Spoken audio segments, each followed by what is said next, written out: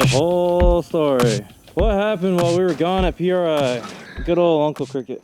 Uncle Cricket. I cut myself on my ramp. My brainchild hurt me. So Adam texted me last week. Yeah, how did this idea start? It was like 11 o'clock at night, and Adam sent me a message. He was like, hey, Cricket, you think you could build me a ramp? I had no idea what it was for, because he races BMX, you know, like there's a ramp over there. I thought maybe he wanted a wooden ramp. No, he wanted a ramp to jump cars. So he asked me if I could do it, and I told him I've never done it before, but you know, I did steel structures and whatnot like 20 years ago. So I had an idea on what to do with it. It's a ramp. We're gonna jump it. We're gonna make it a little wider though. I love how they always start with this wee shit. Well, I mean, it's always wee. Well, you're people not driving. So well, I'm not gonna take it off any sweet jumps, but you are. Not by choice. So I ended up coming up with this. I'm missing one section. There is 3 8 by 24 foot sections of this. So it's 24 by 24. And what I did was I used 3/16 angle iron, 20 foot sticks, and 11 gauge or 1/8 inch mild steel with 24 inch centers on it. So it's 24 inch centers all the way down, which is enough to support the weight of the car. So the pounds per square inch equaled out to, I can actually have 2 cars on a 24 by 24 square of 1/8 inch plate without it bowing. So we decided to test it with the UPS truck, and every car we could have in here that was heavy, we tried to stack them all up on here to make sure it would actually hold and support the weight. It supports 2 cars, and we welded it together, so these 2 pieces became one right here, but we ended up having to move the ramp to make it to where they could hit it tandem at a faster speed. So when we removed it and moved it over here, I didn't actually even weld it back together. This thing is so heavy that you can just mate them together and not weld them, and they don't move. So we're gonna take 3 of these, load them on a trailer, go to OSW, and we're gonna jump 16 cars with it. So I think it's the first time drift cars have ever jumped in drift. Is that right, Joel? No, in Japan.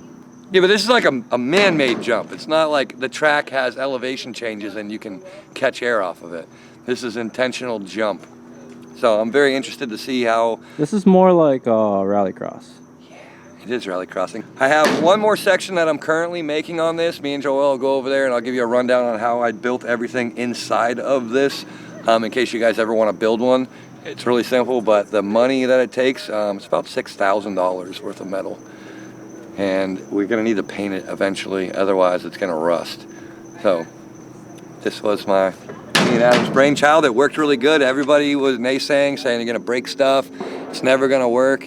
And we're 3 cars deep and been doing tandems for the past like hour and a half, and nobody's broken anything. I don't have any wood to knock on because it's made out of metal. Let's go look at the other ones. Yeah, so we went with Alro Steel, which is located here in Orlando. Nice thing about them, they'll deliver it. And the delivery charge was like $3. Shh. Hunting season, they're popping off deer right now. So this is where it starts on building the ramp. It's a 3/16 angle iron, and I end up taking 20-foot sections. And I cut the tips of them off. You wanna look over here, Joel? I cut these down at an angle. What angle? It's like a 79-degree angle. Basically what I did is I flipped them the other way around and stacked them, and put the 8-inch piece, because it's 8 inches tall at the largest end of it. I put that wedge in there so I can get my 8 inches, my estimate on that, and then I'll flip one upside down and put it on top of the other one. And then you put them together and it goes out to 8 inches. It's a nice perfect seam along here. So you can weld inside of here, and then on the back side of it, you can weld that as well. And then weld the tips on here. And then I do the 24-inch centers, which we talked about, that'll support the weight. And the way I did the structure is I take the L like this, and then I'll swap it so it reinforces it along this edge and this edge. So it doesn't matter where the weight gets pushed on this, it absorbs it and will hold it firm. If you only put like a couple of bars in between there on one side, it's gonna flex on one end. So what I did was I ended up welding both sides of it, and going every 24 inches all the way down, and it's been holding cars and no issues. It wasn't even welded together like the two different pieces of it. They were just set next to each other and they don't budge, they weigh so much. So with these flipped up,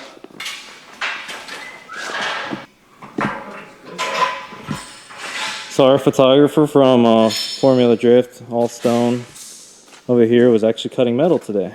Yep. Yeah. I am a jack of all trades and a master of one, master of none. master of two. But always He's better than master of he's none. 100-ton charter captain. Scuba diver, shark diver, Tiger shark diver. tire streets, drift HQ, photography, paramedic, Now metal cutter. Now metal cutter. fabricator. So you flip these up. So you see how the weight is supported on it. And then what I do is you see how these hang over right here. So this is an overhang on it. So the next piece that braces on it will end up being supported. So it just adds a little bit more reinforcement to it. So it locks in on that end. And then on the other end, since there is no support and it's just welded on there, I end up welding the top and the underneath of it. So it has 2 points of contact on both sides. So it has two welds, one goes around this way and then the other one up underneath to support it. And then this one I'll end up doing the same thing just because I like, you know, over welding things instead of short changing. And, you know, stack the dimes, don't tack, stack. Burn into it. You're gonna put a lot of weight on these things, so you wanna make sure you have full penetration on it. So for me, I was using my Miller 215 at 220 and at 3/8 inch. So it's meant to, it's as much as the machine can actually handle. So 3/16 and 3/16, a little less than 3/8. No, it's right there, that is 3/8, so it's perfect. So my welder, I actually got the max amount that I could use steel-wise for my welder. So I didn't get too big a steel and not be able to burn into it. Figured out what my welder could handle and made sure I got the max for it. So it obviously can hold the weight. I'm very excited about that. I was sweating a little bit. So this is the last section before. This is the last section and we're 100% done. So this is the last 8 foot by 24 foot section. So the ramp will be 24 by 24 feet. And I don't even know how much it weighs. It weighs a lot. The forklift can barely get it up. I have to do it in 3 sections because it's too big and we don't own a crane. So the 8 by 24 was the largest I could make it and be able to maneuver it around the compound and then also get it on a trailer. Because trailers are 8 to 8.5 feet wide and we don't want to end up having to pay for a legal load to get it from here to OSW. So we're going to be able to actually put it on a normal trailer, stack them up one on top of the other. They have a forklift at OSW, so we'll use our forklift to load, use their forklift to unload, and then we're gonna bring it back here and I guess it's gonna live here forever because there's more stuff that we can do with it. We can take all 3 of these pieces, stack them up on top of each other because we have a lot of side-by-sides and cool, you know, ATVs and stuff at the compound. So maybe we use it for other things as well as a car jump. You know, I could see us jumping the side-by-sides off of it, you know. All right, so now Joel's gonna get some really sweet footage of us actually jumping these cars, and I can't wait to see how it goes. Because I've been wondering, since we started building this thing, how it would actually look, how the cars would perform, and how much crap's gonna break on them. Because this, I'm pretty sure won't break, but the cars, we have 3 or 4 rentals that are going into this. So after they jump these cars, we're gonna be fixing them for like the next month. So I hope you guys have bought your tickets already. VIP tickets are sold out, but there still is general admission. And there's gonna be a really sweet car show and all sorts of cool stuff. So let's go watch them jump. Come on, Austin, let's go.